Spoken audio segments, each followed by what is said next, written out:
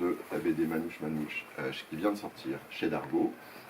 Donc je vais te poser quelques questions, ensuite je vous laisse la parole pour poser vos propres questions, puis on passera à la séance de dédicace à la fin. Bon, d'abord un petit mot pour présenter le script de la BD. Donc Manouche Manouche, ça raconte l'été 1984 d'Antoine, 18 ans, qui vient de perdre sa mère et qui vient passer ses vacances, il vient d'avoir son bac et il s'apprête à rentrer à la Sorbonne. Et il vient passer cet été chez sa tante Lina à la campagne. Cet été va être un tournant crucial dans sa vie, plusieurs rencontres lui permettant de sortir du spleen du deuil, entre première amitié forte, premier désir vers un homme et révélation sur sa famille qui vont modifier profondément la façon dont lui se perçoit. Alors cette BD, si j'ai bien compris, c'est ta première autofiction. Qu'est-ce que ça change de dessiner des gens qu'on connaît, des lieux aimés, voire de se dessiner soi-même? Est-ce que ça a modifié ta technique graphique et si oui, comment? Ah oui, question complète. Toute plein de questions en cascade. Tu les prends dans l'ordre que tu veux, bien sûr. En tout cas, la star de la BD, enfin, l'une des stars est arrivée. Ah, Enfin. Je précise. Pardon, j'avais soif. En fait, donc oui, c'est ma première autofiction. Je crois que j'osais pas le faire en fait, j'osais pas parler de moi, j'ai mis du temps en fait, même déjà à mes amis de parler de certaines choses, ça a été un peu compliqué. Donc de le faire en bande dessinée et se dévoiler, c'est encore plus compliqué. Mais après 4 ans de thérapie, ça aide beaucoup. Et d'ailleurs, j'avais dit à ma psy, quand j'aurai terminé cette bande dessinée, ma thérapie sera finie. Elle n'est pas loin d'être finie. Donc, voilà. Et puis, je crois que c'était le moment, en fait, pour moi, de parler de tout ça. Il y a Lola qui est ici, qui est une amie, qui est écrivain et qui écrit beaucoup sur sa famille, son passé. Et puis, je lui ai dit, oh, bah, tu crois que moi aussi, je pourrais faire ça? Voilà, elle n'allait pas dire non. Et,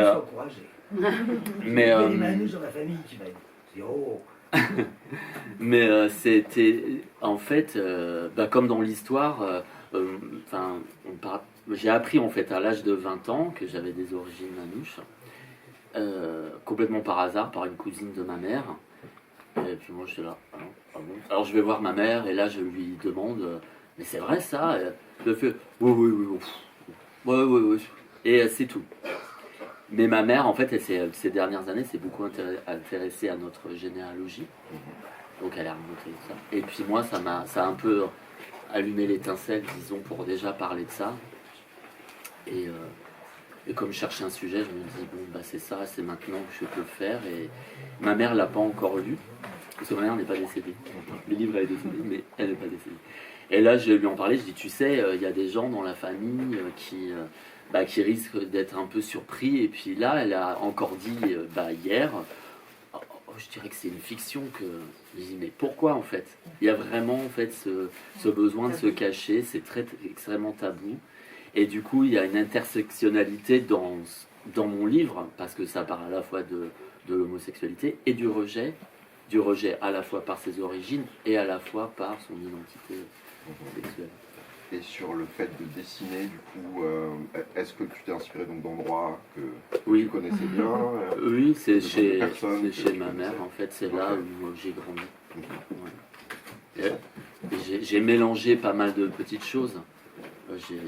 Voilà, comme c'est de l'autofiction, je me suis permis. Mais tout ce qui est dit dedans, tout est vrai, presque. Et c'est des techniques que tu utilisais déjà avant dans ton travail, l'aquarelle par exemple? Ah oui, j'ai toujours fait de l'aquarelle, ouais. Bon, par contre, ça n'a rien changé. Après, mon dessin, lui, va évoluer parce que c'est comme quand on chante ou je ne sais pas, on fait d'un instrument, on progresse, on s'entraîne, etc. Donc, mais j'ai pas changé Technique. Je sais pas, non, c'est pas la technique, je voulais dire, c'est à contrarier mon style. Voilà,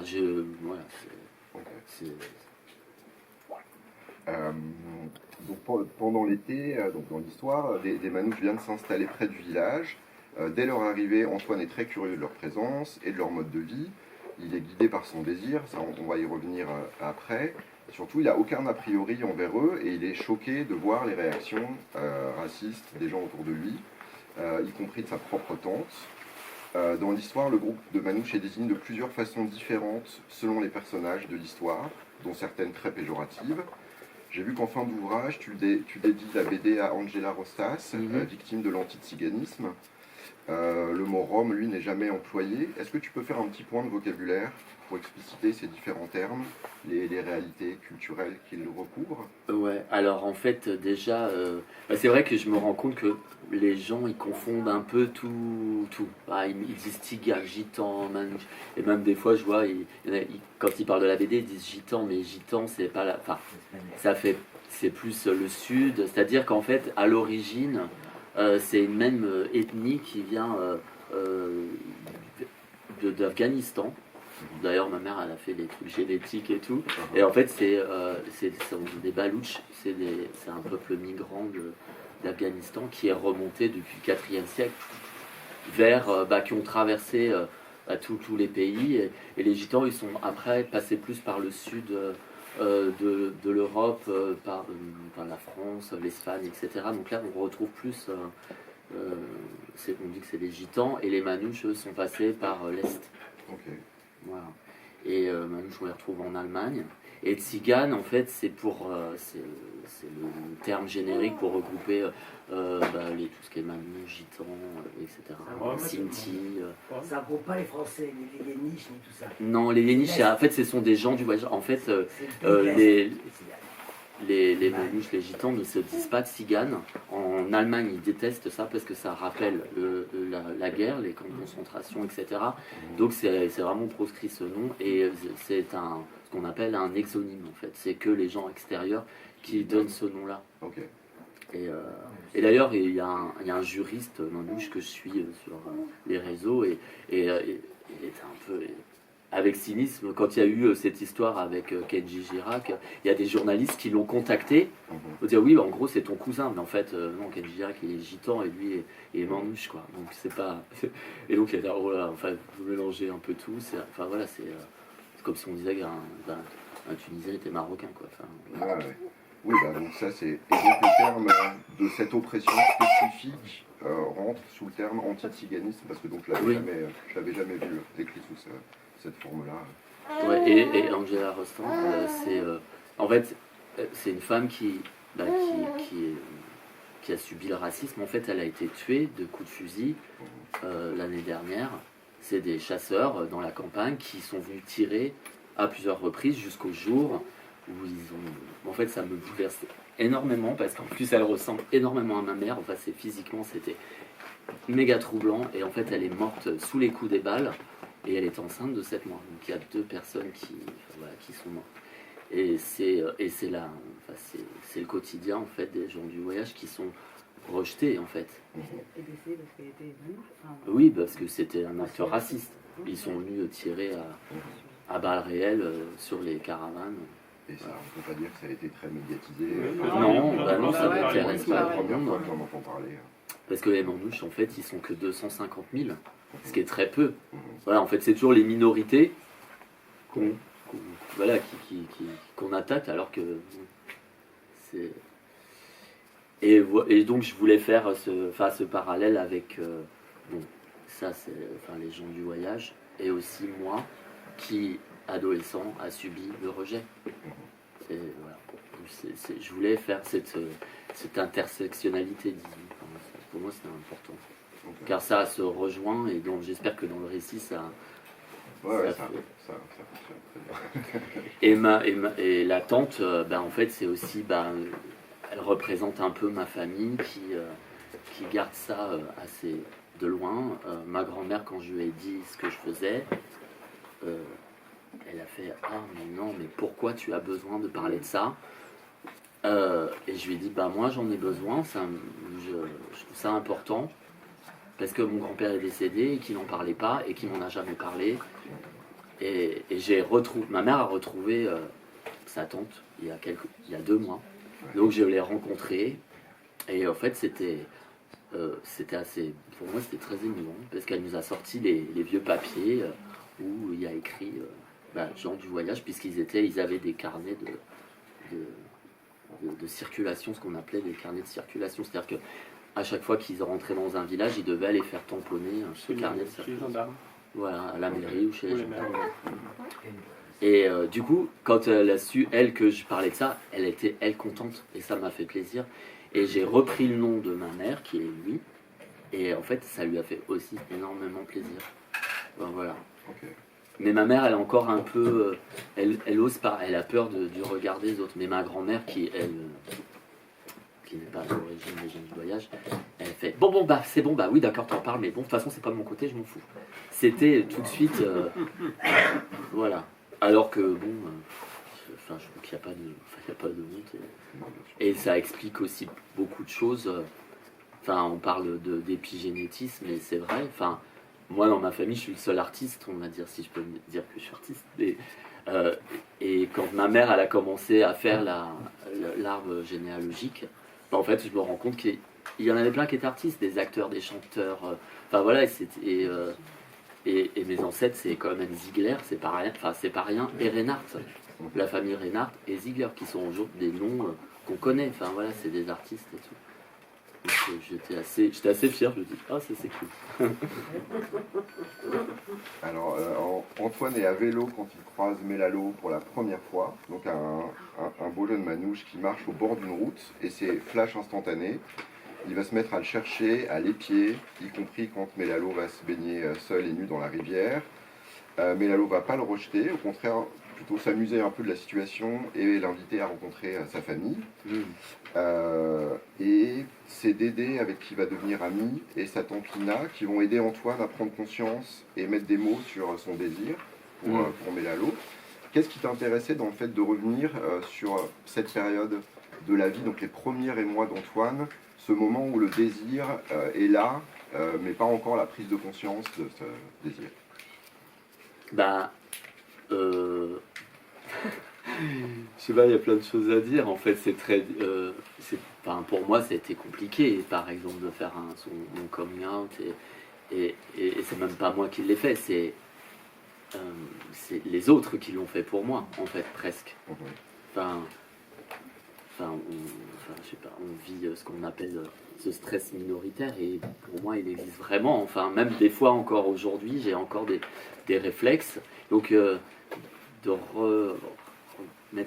reprendre, regarder en arrière et de se dire ah oui les désirs, parler du désir, les premiers désirs et puis de pas oser dire qui l'on est. Parce qu'à un moment, il y a Lina qui lui dit oh mais tu vas avoir une petite copine et on a tous eu ça et ces moments très gênants où tu es là en famille.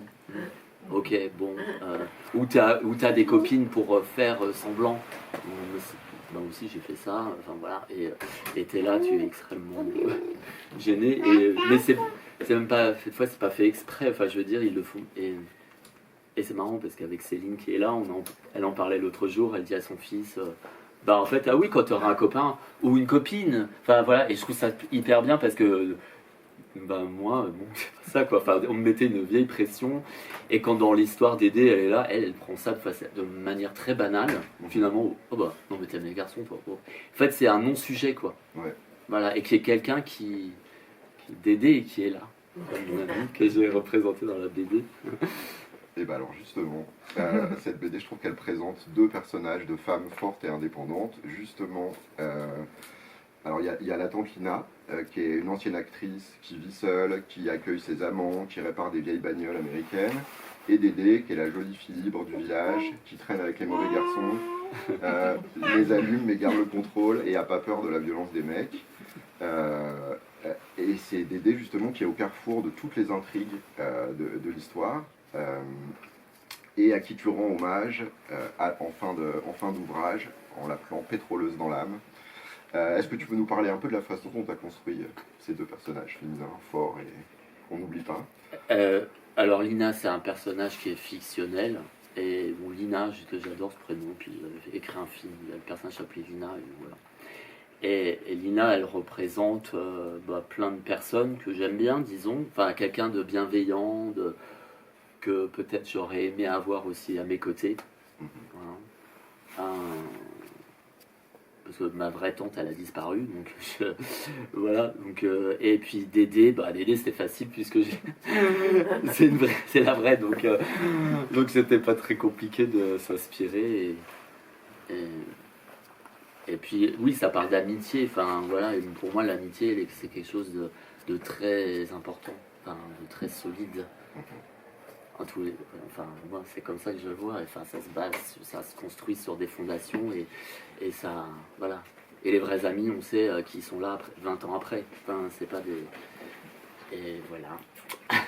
D'ailleurs, j'ai des amis qui sont là et tout, et ça fait belle lurette. Enfin, voilà, c'est des gens sur qui on peut compter, qui vous ont aidé dans votre parcours, voilà, qui ont été là sur votre chemin. Et Dédé, ouais, parce que Dédé, en fait, elle représente un peu ce que je ne suis pas.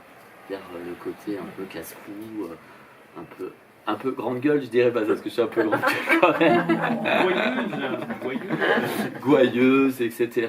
Et puis Lina, elle vient du cinéma, et en fait, moi aussi j'ai travaillé pour le cinéma, et ce que je fais dire par Lina, c'est des choses que moi je pense vraiment, voilà.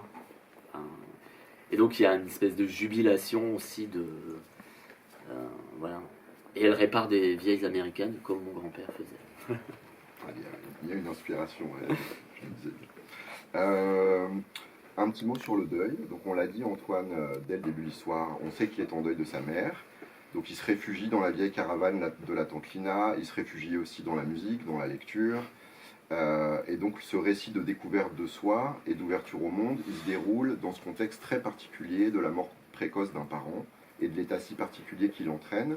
Qu'est-ce qui t'intéressait dans cette situation narrative pour ton personnage? Du deuil. De juxtaposer comme ça un deuil adolescent à la découverte de soi-même. C'est symbolique en fait, parce que moi j'ai fait mon deuil de plein de choses, pas de gens parce qu'ils sont décédés, mais aussi du deuil de personnes parce qu'ils ont disparu. Et il y a aussi parfois, moi je suis quelqu'un d'hyper nostalgique, j'essaie de l'être moins, mais voilà, il écoute des cassettes.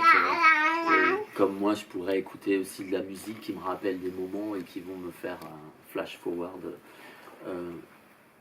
Et voilà, moi, je sais pas si je suis clair, mais je sais pas si je réponds à la question, mais de se construire avec des manques. Et moi, ô combien je me suis construit avec énormément de manques. Et comment on relationne avec l'autre, parce qu'on voit qu'Antoine, c'est quelqu'un de très introverti. Comme moi. Ça dépend. Bon, je fais un peu de champagne.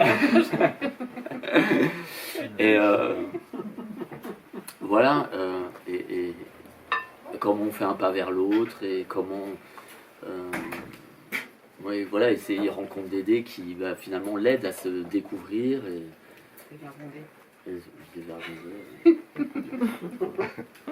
peut-être un petit mot sur les méchants de l'histoire, parce que c'est une histoire avec des vrais méchants. Teddy et sa bande de potes, donc ils sont bêtes, méchants, dangereux, ils cherchent du fric pour se tirer d'ici et aller voir la mer. Qu'est-ce qui t'a donné envie d'écrire et dessiner comme ça des vrais antagonistes forts et flippants? Moi qui viens de la campagne et d'un village et d'un collège de campagne, c'est là, même si je les ai inventés, Teddy, j'en ai connu un, mais il représente tous ces antagonistes en fait que j'ai pu croiser en tant que... Alors au lycée, j'étais assez protégé parce que j'étais dans un lycée littéraire où il y avait beaucoup d'art et tout ça, donc on était déjà avec des gens plus ouverts, on va dire. Et les beaux-arts après, c'était encore mieux, mais encore c'était différent. Mais je pourrais en revenir parce que quand je regarde, parce que les beaux-arts c'était il y a longtemps, j'ai 40 ans passés. Et bon. Comment? Vous êtes choqués. Choqués. Et au collège, moi j'ai subi quand même l'homophobie, etc. Et ce que vit Antoine aussi, ce rejet-là très violent, se faire taper, etc. Bon, on va pas rentrer dans les détails, mais voilà. Et puis aussi, dans les villages, il y a des jeunes qui traînent, qui sont là avec leur préoccupation, c'est les mobylettes. Moi, c'était pas du tout ça. Moi, c'était de bouquiner, de dessiner. Alors évidemment, c'était vraiment les trucs de tapette. Voilà, t'es là, oh, t'es trop bizarre et tout. Qu'est-ce que tu fais avec tes bouquins et puis ces jeunes, c'est l'ennui en fait. Donc qu'est-ce qu'ils font pour pallier à cet ennui-là? Ils font des conneries, quoi. Alors, c'est de la bêtise, c'est de l'ignorance finalement. Parce que à la fin du collège, il y en a un qui a été, je me souviendrai toujours, je ne me souviens pas comment il s'appelle, mais je me souviendrai de la fin de troisième. Il est venu me voir et on a un peu parlé. Le collège était à moitié vide, c'était avant l'été, et il m'a dit, en fait, alors qu'il m'avait traité de PD pendant 4 ans, enfin voilà, PD, bref. Et il m'a dit, en fait, j'ai l'impression de te connaître et je regrette de ne pas t'avoir connu avant. Et voilà, et là j'étais là, oh, bon, mais en même temps, je lui ai comme pardonné, je me suis dit, ouais, en fait c'est de la bêtise, il est entraîné par d'autres et machin, et puis c'est un peu parler de cette France un peu périphérique, dont on ne parle pas beaucoup. Voilà. Et les jeunes dans les cités ou dans les villes, c'est pas... Mais ils peuvent faire des conneries aussi, pareil, parce qu'ils sont désœuvrés. Peut-être une dernière question, après je vous donne la parole sur la musique peut-être pour finir. Donc ça se passe à l'été 84. Il y a plein d'indices graphiques pour l'indiquer, les Walkman, les vêtements, les bagnoles, les magazines, et surtout la musique qu'écoute notamment la tante Lina, et dont on retrouve une playlist d'ailleurs à la fin. Pourquoi la musique, ça occupe une place si importante justement dans cette histoire et même dans ton œuvre plus généralement, puisque j'ai vu que tu avais aussi dessiné des albums sur Fréhel et Bach. J'adore la musique. J'adore chanter. D'ailleurs cette année j'ai repris le chant au conservatoire. Donc j'adore ça et la musique m'accompagne quotidiennement, les chansons, tout, bref, voilà. Et puis pour moi c'était important que ça s'inscrive dans toutes mes BD, effectivement. Soit ils chantent dans Swamp, là il y a une des protagonistes qui est une chanteuse désargentée, voilà, qui n'a pas de thune, parce que j'aime bien les chansons argent et tout. Je les trouve touchants parce que du coup ils doivent se battre, voilà, et moi je dois me battre en fait aussi, et donc j'aime bien, voilà, et donc oui, il y a toujours des chansons, et Fréhel, parce que Fréhel c'est une chanteuse que j'adore, qui est artistiquement, et aussi sa vie, ce qu'elle était, etc. Et donc c'est pour ça que je me suis attaqué à un biopic de Fréhel, parce qu'elle est extrêmement touchante, et j'ai du mal à faire des fois la distinction entre l'œuvre et leur vie, et quand la vie d'un artiste ou d'une artiste me touche, il va encore plus me bouleverser. Voilà. Et j'ai mis plein de trucs que j'aime, pas que des trucs que j'aime, parce qu'il y a des moments où il y a un peu des chansons qu'on entendait moi quand j'étais petit dans les années 80 qui étaient vraiment merdiques, et que des moments elle chante et elle se fout, voilà. J'avais mis une autre chanson mais on n'a pas pu avoir les droits, et voilà. C'était... Il faut les droits pour mettre... Oui, et c'était Africa de Roscoe, je sais pas si ce truc. Ouais, il faut des droits, c'est atroce. Ah ouais. Et voilà, et dedans il y a Klaus Nomi qui est pas connu de tout le monde mais que j'adore et qui moi aussi me bouleverse par son histoire et puis voilà, tout ce qui lui est arrivé. Haute compte Ouais, un super contre-ténor, voilà, qui est parti très vite. Et voilà. Et donc je voulais qu'Antoine il soit fan de Klaus Nomi. Et puis il y a plein de petits clins d'œil aussi au cinéma. Dedans il y a une affiche de Baby Jane, voilà, que Dédé m'a offert il y a quelques années, que j'ai à la maison. Et voilà, c'est des petites choses, parce que j'adore Baby Jane et j'adore Betty Davis. Donc ouais, j'ai mis plein de petites... Et puis dans les détails des années 80, aussi, et puis c'est des souvenirs, la colle Cléopâtre. Truc qu'on sniffait à l'école. On était bien shooté après. Enfin voilà. Puis les tours en vélo, parce qu'avec mon frère, on faisait énormément de vélo. Enfin, dans la campagne, on n'avait pas... Enfin, je regrette pas, mais mon adolescence et tout à la campagne, parce que c'était l'aventure tout le temps. Enfin, pour moi, ça a été... c'était un monde gigantesque, en fait. Et ces tours de vélo, voilà, qui... Et puis, ces manouches qui viennent s'installer, qui viennent vous vendre des paniers. Alors, je leur ai fait des chaussures, mais il faut savoir que dans les années 80, je marchais sans chaussures et j'étais absolument fasciné. Et moi, j'essayais de remarcher pareil sans chaussures, puis je fais « Ah, mais ça me fait mal aux pieds, je voulais marcher comme eux, être pieds nus comme eux. » Mais je pouvais pas parce que... Et je me suis dit « Non, on va me taxer après, dire ouais, c'est hyper cliché, enfin, c'est n'importe quoi. » Alors que, effectivement, j'ai bien... Voilà. Merci beaucoup. Du coup, je vous donne la parole pour vos questions.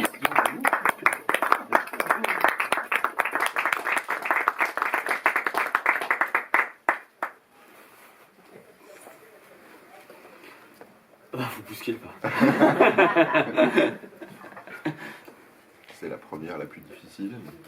Tu as mis combien de temps pour faire ce livre? Pas trop longtemps, d'après mes éditeurs. Pas trop longtemps. Ah. Un an, enfin le dessin, toute la partie exécution, peut-être 1 an et 2 mois, on va dire à peu près. Et sinon c'est 1 an et demi parce qu'avec l'écriture du scénario, mais les scénarios je les écris assez vite. Et puis, en tout cas celle-là je l'ai écrite super vite. Parce que ouais, j'ai dû mettre 2 mois à écrire le scénario. Et c'est venu hyper facilement. En fait j'étais là, je venais de finir Swamp et j'ai bon ben maintenant qu'est-ce que je fais? Et d'un seul coup j'étais chez ma mère et ma mère avait dû me montrer des arbres généalogiques avant pu finir. Parce qu'elle est remontée jusqu'à 14 générations. Et donc et d'un seul coup j'étais là dans la salle de bain et souvent dans les salles de bain qu'il y a l'idée et j'ai fait mais si je vais faire ça en fait. Et j'avais envie de faire un truc qui se passe l'été parce que j'adore en fait cette parenthèse dans l'année où tout est différent, où les perceptions sont vraiment différentes, on voit d'autres gens, on est ailleurs, je trouve que moi je suis un enfant du printemps donc j'aime quand il fait beau et je sais pas, j'adore l'été et voilà. Mais est-ce que c'est pas le temps de la liberté, l'été aussi, Oui, c'est vrai. quand on est adolescent? Parce que moi, ce que je retrouve dans tes dessins, même si c'était pas la campagne, je le ressens un peu de la même façon, cette espèce de chose comme ça. Ta jeunesse, déjà, est palpitante.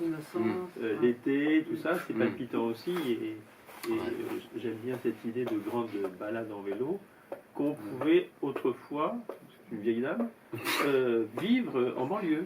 Moi, j'étais plutôt dans le Val-de-Marne et j'ai fait des grandes balades. Mais c'était la liberté. Et moi, c'était aussi un échappatoire avec mon frère de pouvoir quitter cette maison. Voilà. Parce que c'était très compliqué. Donc nous, on prenait nos vélos et on partait à l'aventure dans les bois, etc. Et voilà. De Fréhel, maintenant il y a une pièce.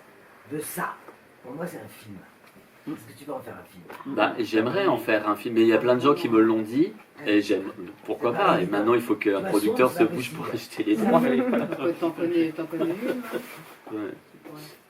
Ma productrice qui a produit mes courts-métrages, je lui ai donné pour... voilà, mais bon, elle tarde à la lire, elle est toujours très longue à la détente. Et moi je m'impatiente assez vite. Et oui, j'aimerais en faire un film parce que j'ai déjà plein d'idées. Enfin, c'est un film. Mais c'est construit comme un film de toute façon. Hein. Bah, moi qui viens du cinéma, alors j'ai fait de la déco pendant plusieurs années où j'étais sur les plateaux, etc. Après, j'ai réalisé des courts-métrages et j'adore le montage. Et ensuite, je suis passé script. Donc, le script ou la script, c'est quelqu'un qui est garant du bon montage du film, enfin de la bonne fin d'un film. Donc, on a en tête tout un film. Quand on le tourne, parce qu'en fait, on tourne un film dans le désordre. Donc, en fait, on a les plans en tête, on a le plan d'avant en tête, mais on a déjà le plan d'après en tête, savoir s'ils vont bien pouvoir s'emboîter. Et donc, quand moi, je dessine, c'est peut-être je le dessine comme c'était un storyboard presque. Et même la grammaire de la bande dessinée se rapproche. Parce qu'un chant contre chant en BD, c'est la même chose qu'un chant contre chant au cinéma. Et d'ailleurs, maintenant, j'ai ce défaut de voir dans les films les mauvais raccords. Et là, je suis là, oh mon Dieu, mais il regarde pas du bon côté. Et ça arrive hyper souvent. Et moi, je suis là, j'aurais été script, ça serait pas passé ça. Même moi, je fais des faux raccords dans mes BD. J'avoue. Des fois, je suis là, oups. Bon, et personne ne va voir de Tu toute vas façon. voir. Là, j'ai pas vu. C'est un effet de style. Mais ça, c'est comme un montage. Donc déjà, mes BD, je les pense comme des films. Et en fait, dans la BD, quand j'ai commencé la BD, je l'ai commencé par frustration parce que j'ai commencé la BD assez tard. Le dessin, non, mais la BD, oui. Et en fait, c'est parce que j'attendais les financements d'un film. Et puis, comme je m'ennuie assez vite, enfin, je suis pas quelqu'un qui s'ennuie. J'ai toujours des trucs à faire. Mais j'aime bien travailler. En fait, si je travaille pas, je ne suis pas sur des rails et je suis un peu paumé. Et un été, j'ai fait ma première BD qui s'appelait Shelley après l'autruche tournée à droite que personne n'a acheté, genre 500 PK ont acheté. 500 Attends, on se rappelle là. Et en fait, je l'ai fait en 2 mois au noir et blanc, un été. Et quand je suis rentré à Paris, je l'ai envoyé à plein d'éditeurs comme ça. Et il y a une petite maison d'édition qui m'a dit « Ah, mais moi je la veux ». Et là, je veux « Oh, d'accord ». Et c'est comme ça que j'ai édité ma première BD. Ensuite, j'ai fait Fréhel pendant 3 ans chez Nada Édition, qui est un éditeur indépendant. Et c'est là, après, que j'ai été repéré par Darwin. Voilà. Et c'est comme ça que tout s'est un peu accéléré en 2019, quand je suis rentré chez Dargo, et j'ai laissé le cinéma de côté. J'ai tout arrêté. Parce que mon éditrice, elle m'a dit « Oui, c'est bien que tu fasses de la BD uniquement. » Et là, voilà, je fais là, c'est un peu de pression. Et puis, je veux dire, bon, maintenant, j'y vais. Et en fait, j'adore. Du coup, on m'a beaucoup appelé après pour faire des films. Et moi, j'étais là. Hein? Non, j'ai une BD à faire. Au revoir. Et en fait, ou alors j'acceptais un film et puis je rappelais 3 jours après. Je fais non, mais en fait, je peux pas. Parce que en fait, quand je suis dans la BD, je ne fais que ça. Je peux pas faire autre chose.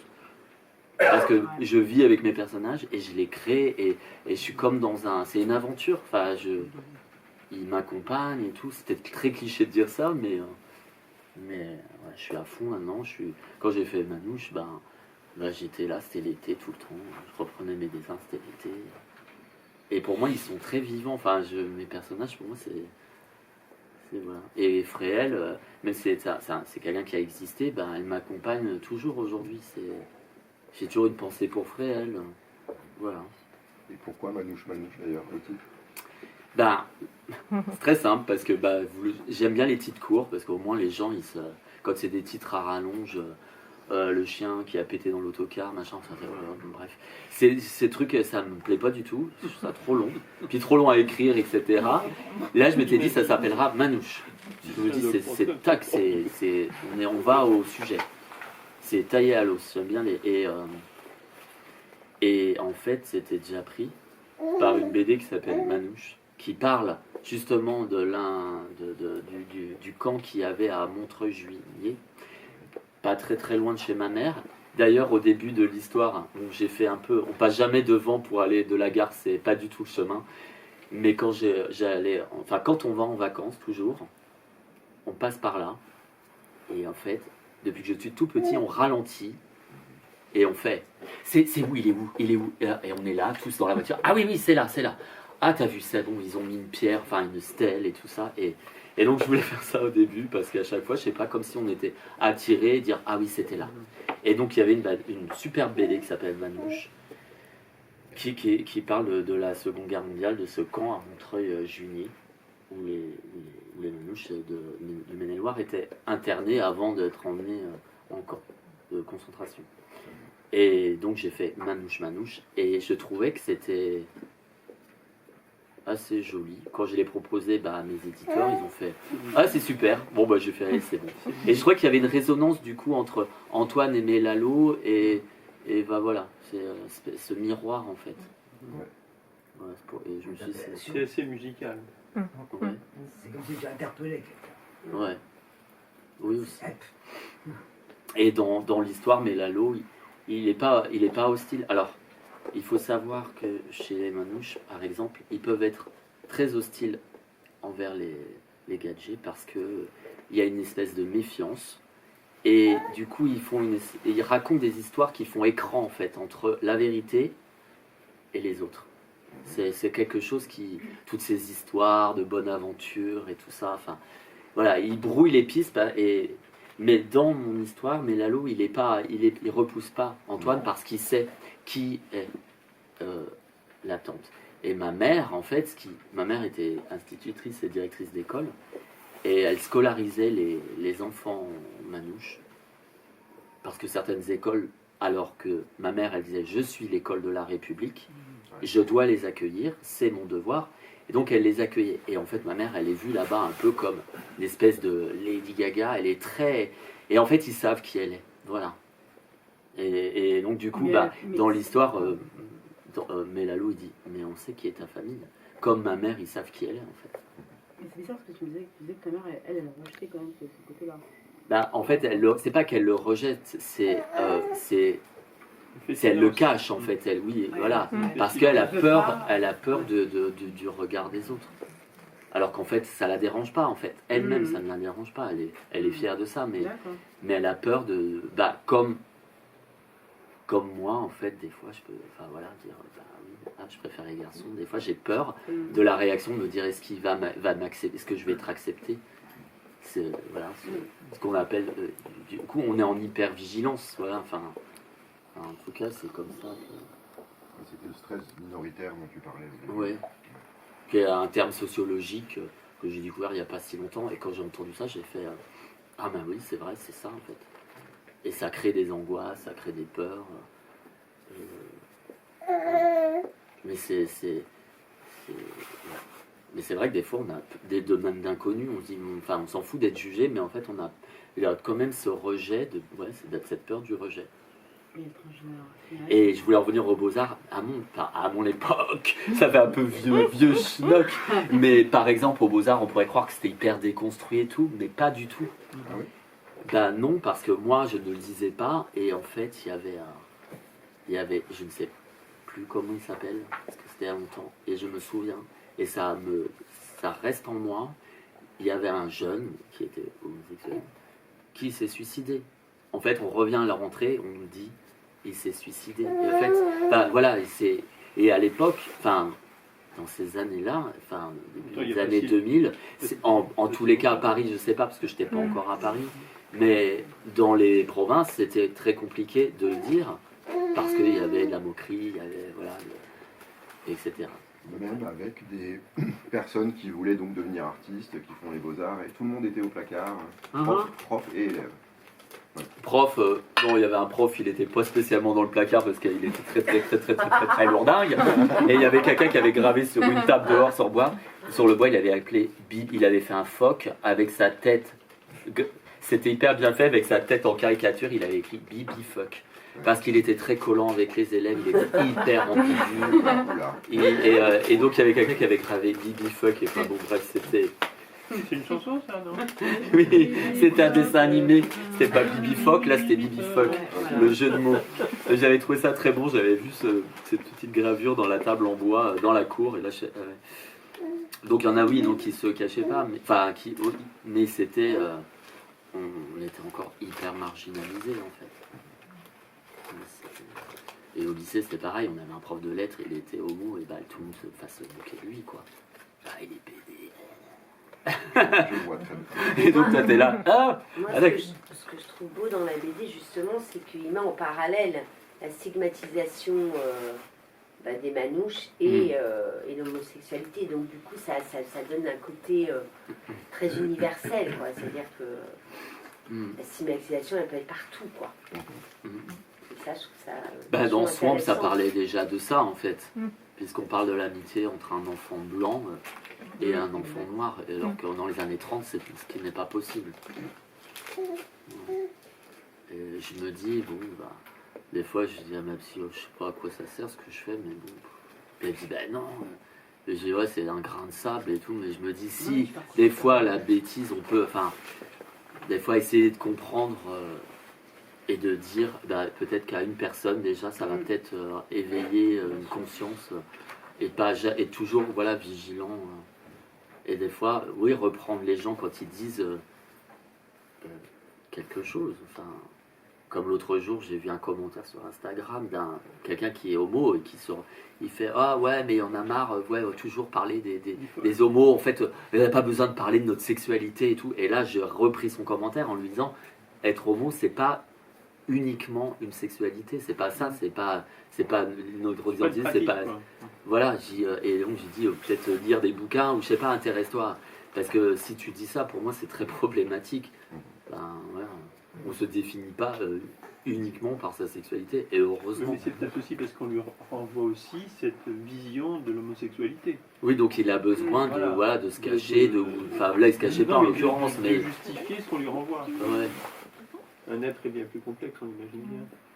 Et non, on a encore vachement besoin de plein de représentations différentes, justement, de l'homosexualité, encore aujourd'hui. Hein. Moi, j'étais au lycée Voltaire, là, à côté, faire une table ronde avec les lycéens, et on voit bien que dans l'éventail, certains et certaines sont super conscients et ont absorbé toute la théorie queer et tout, et puis d'autres savent encore finalement rien dessus. Il y a encore plein de clichés qui circulent.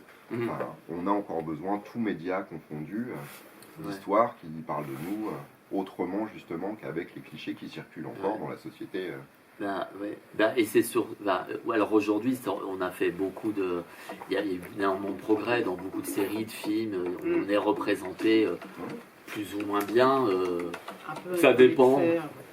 Mais on a quand même fait énormément de progrès parce que des fois, j'ai un ami à moi qui est au second. Je dis attends, tu te rappelles quand même à notre époque, on n'avait rien à part la cage aux folles, excuse-moi, mais. Ça d'Apollo. Tu te dis, waouh, ça va être chaud. Moi j'adore. Moi j'adorais la question. Mais toujours. Et aussi, c'est là où c'est compliqué pour nous, c'est que par exemple, si on se fait rejeter, quand on rentre chez nous, et qu'on n'en a pas parlé à ses parents, on peut pas dire ouais, je me suis fait taper dessus à l'école parce que je suis homo. Allez, bim, t'en prends une autre. Enfin, je veux dire, c'est ça. Il y a des parents qui rejettent leurs enfants. Donc il y a encore ça qui s'ajoute à, parce que tu dis t'es pas protégé ni au sein de l'école et ni au sein de ton foyer parfois. Et encore, on est en Europe. En Afrique, tu vas voir. Non, mais même ici, c'est pas réglé du tout.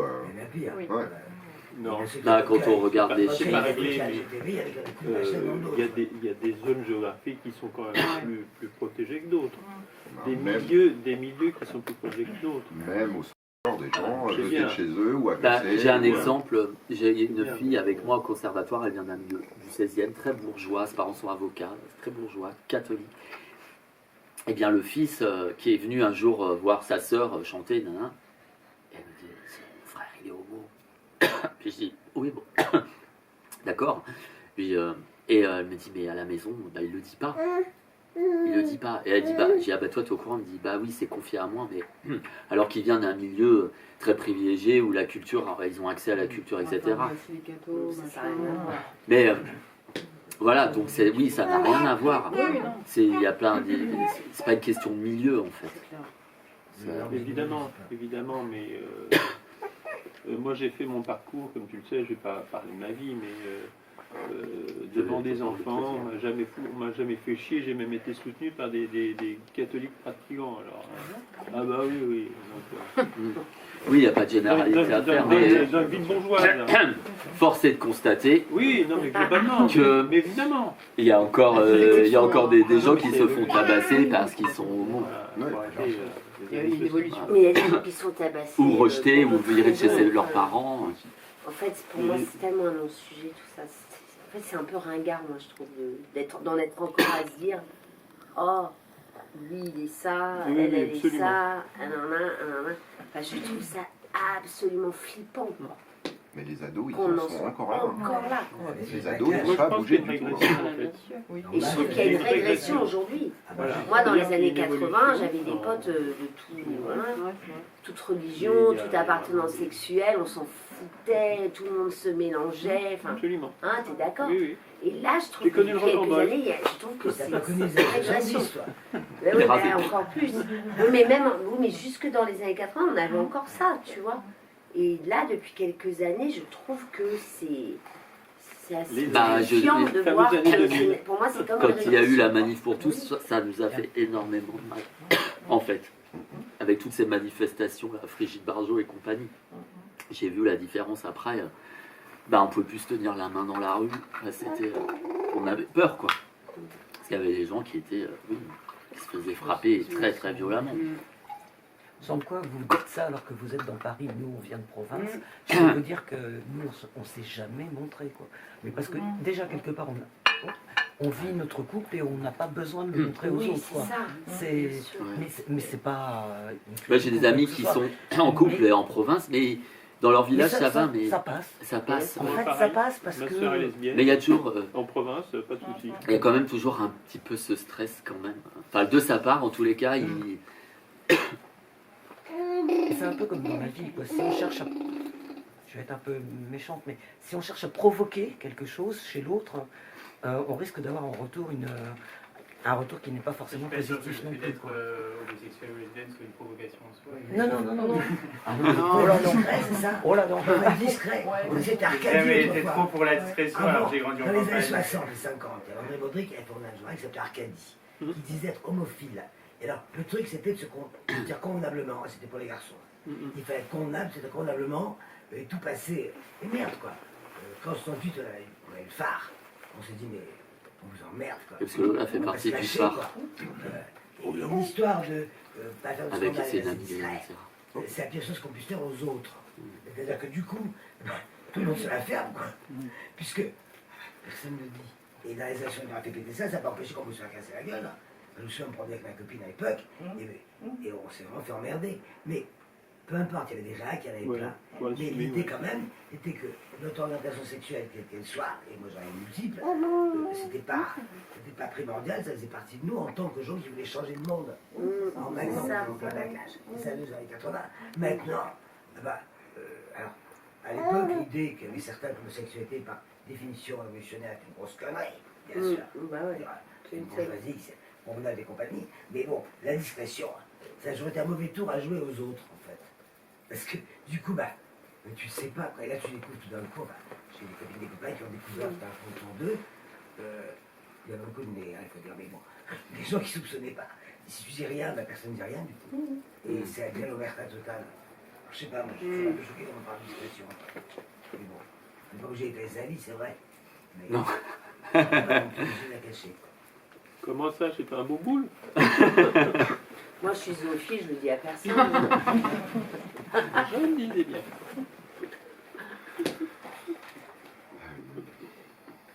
Bon, Vous avez d'autres Sur questions, ce, Mais c'est un sujet très vaste et complexe. Oui. Et, Alors, comment Mais tu merci d'y contribuer du coup, parce que. non, Si, c'est important, on a encore besoin Enfin, vivement de ce type d'œuvre. Vivement qu'on soit dans un monde où tout ça soit plus un sujet, en fait. Ouais, on voilà, en qu'on est a l'air assez loin parler, encore. Ah bah oui, c'est ce Quand que je on disais. voit en Hongrie, par exemple, la gay pride est interdite. ouais. Je sais, c'est terrible. Les organisateurs peuvent être punis, être arrêtés, emprisonnés. Pénalement. Et ils ont autorisé la reconnaissance faciale pour faire un fichier des homosexuels, des gens qui vont venir à la gay pride. Donc c'est quand même... C'est très grave. Les évangélistes Régression. aux États-Unis comme ailleurs, Total. Oui, c'est les filles qui sont pires. Les évangélistes. Ouais. Les africaines ont droit à tout. ils censurent les livres dans les écoles. Ils font la tournée des écoles. Et les filles ont le droit au viol correctif, etc. J'en ai rencontré, moi. Ça, c'est... L'évangéliste, que ce soit aux États-Unis et que ce Bon, soit mais en avec Afrique, ça aussi. c'est Le peut-être téléphone, encore pire. dès qu'on est dans le peseux, Plus hein. gâteau que tout le monde. Et effectivement, il y a toujours ça. Il y a déjà ça à l'époque. Mais ça, c'est pas l'eau du pavé, quoi. Mais ouais, en ce moment, je trouve là c'est d'autant plus inquiétant, c'est que quand tu apprends que des gens qui sont pas si loin de toi, qui votent Front National, et là je me dis waouh, et j'avais une copine qui n'est plus une copine, hélas, enfin, j'ai pris mes distances, et quand elle me dit, enfin quand elle s'est affichée avec Bardella, je me suis dit waouh, en fait j'ai fait un énorme blocage. Et une autre amie me dit oh mais elle est sympa. Et j'ai fait ouais, enfin il y a peut-être des nazis qui étaient sympas en soirée, hein, comme ça. J'ai bon, c'est pas être sympa, mais elle se tire une balle parce que c'est une femme trans. Et l'autre jour, je vais au Rosa et sur qui je tombe, bam, sur elle qui ne vient jamais au Rosa. Et on s'est regardé, je suis allé vers elle et j'ai cherché à comprendre. J'ai dit mais oui, je suis déçu par toi. je suis déçu par ce que tu fais et je ne comprends pas. Et là, je lui ai dit, mais tu sais, quand ils rouvriront un jour, peut-être, j'espère pas, les camps, bah, on ira ensemble, on refera la déco ensemble. On aura les mêmes pyjamas. Et là, et en fait, j'ai essayé de discuter, et en fait, c'est impossible. C'était, et là, je me suis dit, bah, peut-être qu'elle, ce n'est même pas de la provocation. Enfin, Il y a forcément un truc qui, tu vois. Et c'est une Non, mais égarée comme pas mal de gens. Il y voilà. a beaucoup d'homosexuels qui votent à Rennes. Non, mais c'est parce qu'on est Énormément. on est dans une société où on utilise la peur. Je connais plein. Et ils pensent que... Et là où je me dis, bon, bah, ça devient de plus en plus compliqué. Les gens qui sont séduits par ces. Mais moi, je te parle. Ouais, non, c'est. Bon, il est sympa, bordel. Et l'argument, c'est très raciste. Hein. C'est-à-dire que moi, j'ai des potes homos des gens homos qui m'ont dit ah ouais, mais parce que quand même, nous, on se fait souvent attaquer par les Arabes. Ouais, c'est ça. Ah, Voilà, C'est souvent oui, le bien problème. sûr, de base, c'est ça. Moi, je sais que Monica, qui est mon ex, qui a été mon ex, elle avait du mal avec notamment les filles qui travaillaient avec elle. Hein. Elle se faisait agresser. D'ailleurs, Mais Hélène Azera l'a arrêté une minorité ne peut pas rejeter une autre minorité. C'est pas en public. C'est pas ça la solution. Et là, il l'a arrêté Ouais. une fois, parce qu'elle disait des horreurs. Hélène, ça ne laisserait passer. Ah. Même encore aujourd'hui. Donc, ouais, bon. Et d'ailleurs, c'est très inquiétant. je ne sais plus son prénom, dont tu parles là, Ouais. elle, c'est ça, hein. Oui, Elle oui. a un gros problème Mais- avec les Arabes. Mais c'était très bête en plus ces arguments. J'essayais de Vraiment. démontrer que c'était stupide. Et puis à un moment j'ai pensé à cette phrase de Camus, je vous la conseille, qui dit on reconnaît la bêtise car elle insiste toujours. Et là je me dis, hop, j'ai pensé à ça et je me suis dit allez je peux pas, il y a un moment je peux pas lutter quoi. Et il y aura une étincelle peut-être j'espère un jour chez elle. Les Arabes ne sont pas homosexuels. Ouais, non, il n'y en a pas, bien sûr. Il y a Boutelja, ça va te démontrer. Bon. Bah, merci Johan d'avoir été avec nous. Merci à toutes et à tous d'être venus pour vos questions, pour votre présence. Ah, bravo, c'est la Ouais, Elle chauffe la salle. Bon, bah, si vous voulez faire dédicacer votre exemplaire. Justement, je vais l'acheter déjà. Tiens.